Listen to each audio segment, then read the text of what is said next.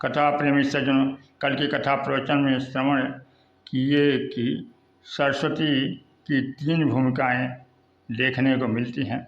ब्रह्मा जी कुंभकर्ण को वरदान देने पहुँचे तो कुंभकर्ण को देख करके वह सोचने लगे कि यह अपना मनोअभीष्ट वरदान न पा सके। सरस्वती के आह्वान किए और इंद्रासन की जगह पर कुंभकर्ण को निद्रासन का वरदान मिला। राम जी का राज्याभिषेक होने लगा। उस समय देवता चिंतित हो गए और सरस्वती के आह्वान के जिससे राम जी का वनवास रुक गया। भरत जी राम जी को वन से वापस लाने के लिए जाते हैं। उस समय देवता सरस्वती का आह्वान करते हैं, सरस्वती का बार बार पैर पकड़ते हैं, लेकिन सरस्वती जी तैयार नहीं होती हैं। देवताओं को डांटती हुई कहती हैं, भरत हृदय राम निवासु तहाँ की तिमिरे जहाँ तरनी प्रकाशु। भरत के हृदय में सीता और राम का निवास है, क्या वहाँ भी अंधकार फैलाया जा सकता है जहाँ सूर्य संपूर्ण कलाओं से उद्भासित है। सरस्वती ने भरत को सादर नमन किया और लौट गई। वहाँ पर देवताओं को सफलता नहीं मिली। वस्तुतः सरस्वती का उपयोग किया है। गोस्वामी तुलसीदास जी रामचरितमानस लिखने से पूर्व सर्वप्रथम वाणी विनायक का वंदन करते हैं। वाणी के द्वारा ही भक्ति या मन की बात किसी से व्यक्त की जा सकती है, इसलिए सरस्वती की बहुत बड़ी महिमा है। गोस्वामी तुलसीदास जी कहते हैं, भगति हेतु विधि भवन विहाई सुमिरत सारद आवत धाई। भक्त के हित के लिए शारदा विधाता का भवन त्याग कर दौड़कर चली आती है, और दौड़कर जब आती है तो भक्त भगवान के भजन के बिना किसी की चाटुकारिता खुद गर्जी मतलब की बात करने लगता है। तो किन्ह प्राकृत जन गुण गाना सिर धुन गिरा लगती पछताना। सरस्वती पछताने लगती है, कहाँ से कहाँ आ गई। तो रामचरित सर बिना नवाए सो समझ जाई न कोटि उपाय। सरस्वती का आह्वान किया गया, सरस्वती आई और रामचरित में उसे नहलाया नहीं गया तो करोड़ों उपाय से भी उसका स्तम दूर नहीं होगा। इस प्रकार सरस्वती का उपयोग केवल भगवान की भक्ति में है। वाणी का सदुपयोग भजन और कीर्तन में ही है। गोस्वामी जी ने पवित्र करने वाली वस्तुओं में सरस्वती की गणना की है। पुनिबंदं शारद सुर सरिता युगल पुनीत मनोहर चरिता। सरस्वती और गंगा दोनों के मनोहर चरित्र हैं। कैसा है दोनों का मनोहर चरित्र? तो गंगा जी का मज्जन पान पाप हर एका कहत सुनत एक हर अविवेका। गंगा अवगाहन करने से, गंगा में स्नान करने से, गंगा जल का आचमन करने से पाप नष्ट हो जाता है। गंगा पाप का हरण कर लेती है। और सरस्वती कहने सुनने विचार विमर्श सत्संग भजन से मनुष्य के अविवेक को दूर कर देती हैं। विवेक क्या है? गोस्वामी जी का निर्णय है, सुनहु तात मायाकृत गुण और दोष अनेक गुणिय उभयन देखियहि देखिय सो अविवेक। राम जी लक्ष्मण जी से कहते हैं, हे लक्ष्मण, माया के द्वारा निर्मित अपार गुणों की श्रृंखला तथा माया के ही द्वारा निर्मित अपार दुर्गुणों की श्रृंखला है। इन मायाकृत गुण और दुर्गुणों को देखना अविवेक है। इसे मत देखो। माया से परे केवल भगवान है।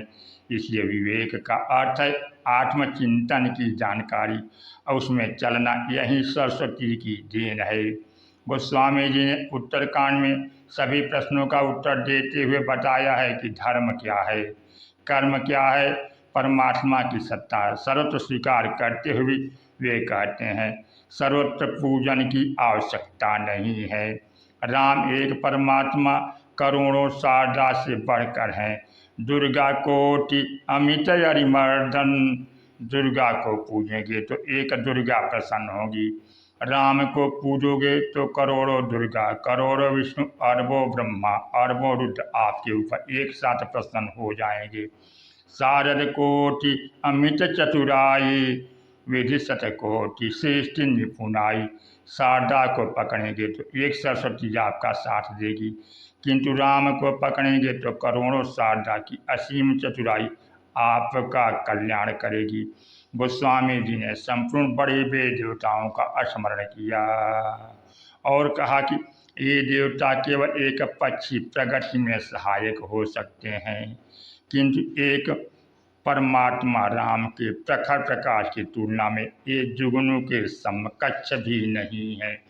एक परमात्मा के प्रति समर्पित होने से आपका सर्वांगीण विकास होगा। आपकी सभी मनचाही कामनाएं, बल भी, सरस्वती भी, पालन, परिवर्तन, ऐश्वर्य तो मिलेगा ही, मोक्ष मिलना ही है, भक्ति मिलना ही है, क्योंकि ईश्वर पथ लक्ष्य प्राप्ति के पूर्व विराम नहीं लेता। देर सवेर भगवान की कृपा दृष्टि मिल ही जाती है।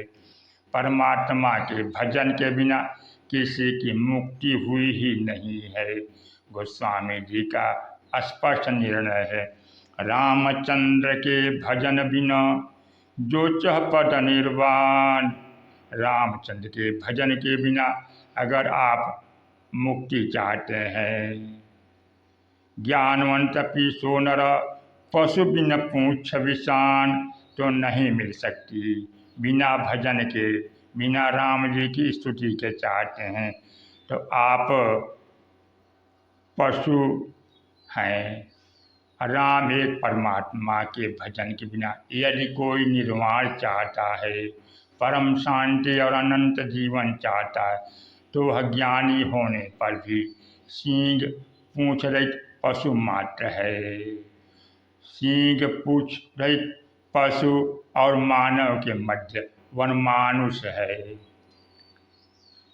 वारी मथे घृत होई बरु, सिकता ते बरुते।